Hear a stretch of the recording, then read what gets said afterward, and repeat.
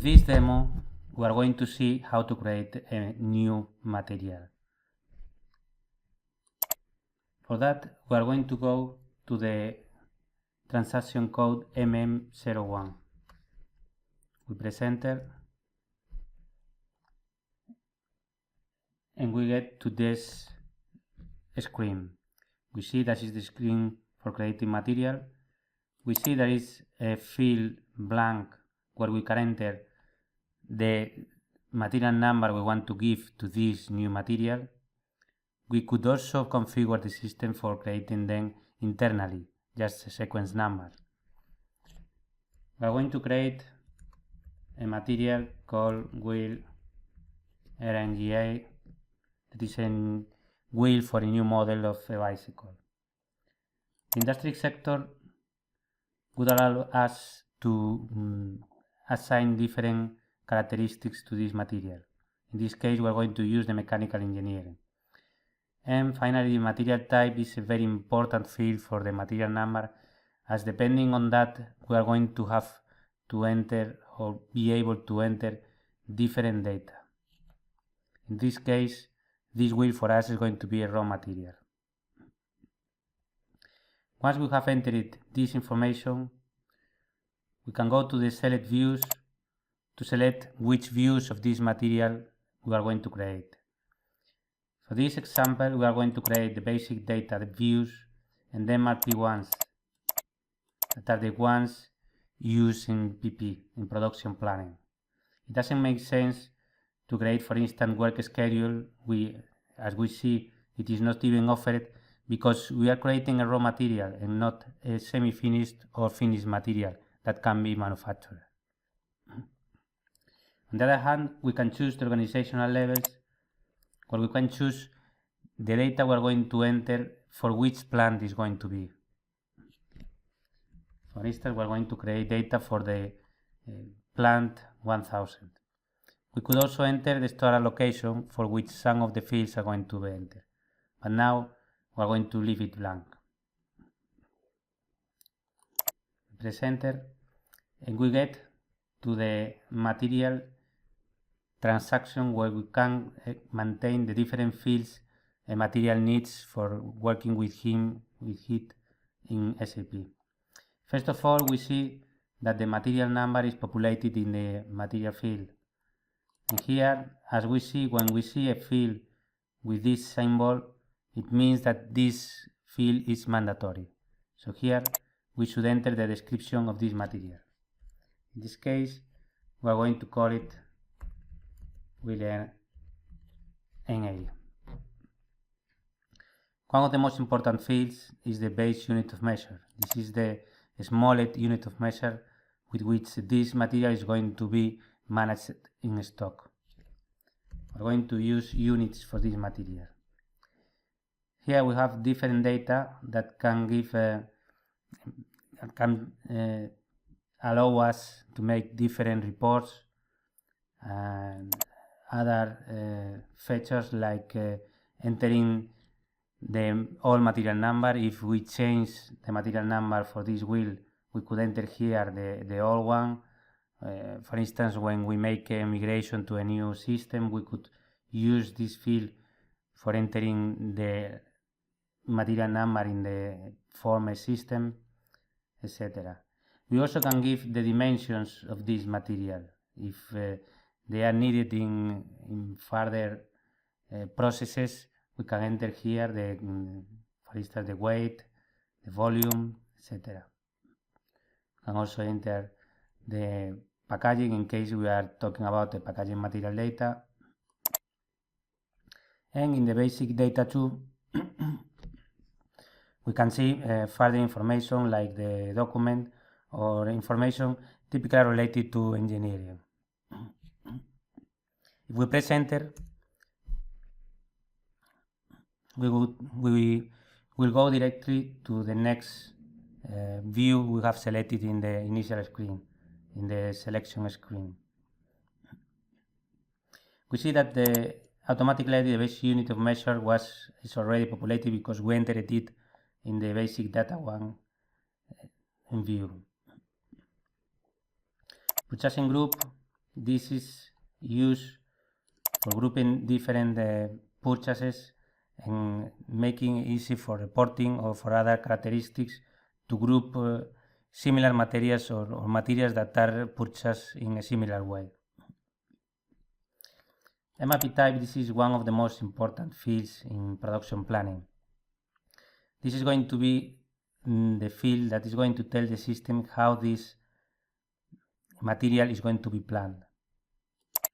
If we press F4 or we enter or we push this button to see the match code, the match code is what in SAP is the offers the range of data we can enter in this field. Here we can see that we have different values that we can use.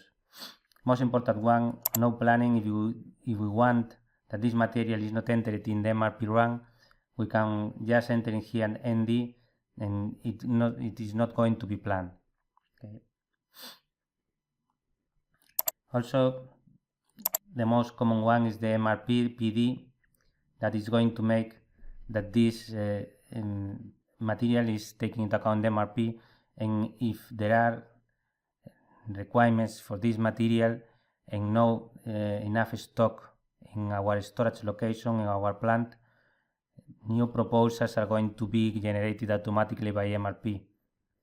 We are going to see this process in later lessons. We also see that there are different MRP types with a different fixing type.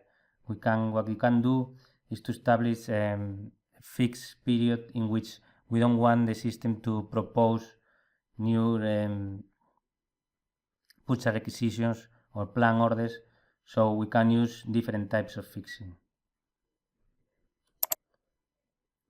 So for this case, we're going to use the PD. In lot size, we can define how do we want that the MRP is going to propose purchase requisitions. If we want to create exactly proposals for the same quantity that the requirement we have, or if we want to, for instance, to only generate a minimum lot size. For instance, sometimes we don't want to ask for a very small quantity to a vendor because we have to buy in lots of a minimum size. We can do the same for maximum lot size and other different data that can help manage this calculation of the lot size. We are going to use the X1 that will create exactly the quantities that are required. We press enter. Well, we also have to enter the MRP controller. That this is a way of grouping different materials that we want them to have a similar treatment. It is mainly used for reporting when, for instance, there are different planners and they are assigned to different materials. We can put here the different value for each of them, so when they enter the reports they can just run the MRP for all his or her materials, or just seeing the result for his or her materials. We press enter, we go to the MRP2. We see that the procurement type is already populated with an F. It's in external procurement and it's gray. This is because we have selected that this is a raw material, so it doesn't make sense that we produce it in-house. Okay. Here we can define different data like backflash if we want that when we confirm a production order automatically the components, if this is one of the components, can be consumed automatically instead of doing it manually, or different data like the store allocation from which this material is going to be consumed, etc.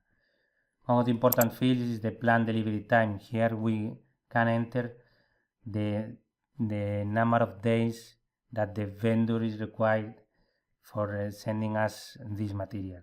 This is going to be by the MRP to calculate when we should launch, release this the proposals for this, the purchase orders for this material in order to have them in time.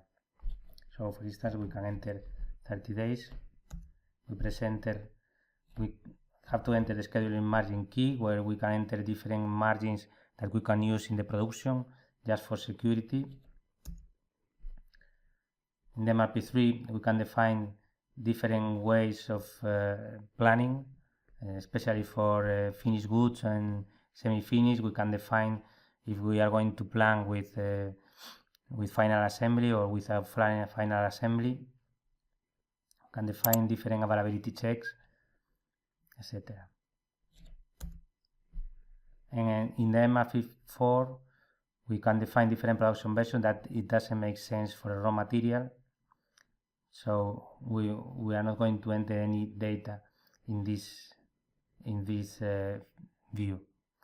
These are just a very basic creation of material, just for having an idea of how it works in SAP. In later sessions, we will see the function of some of the fields, of these fields, especially of the most important ones.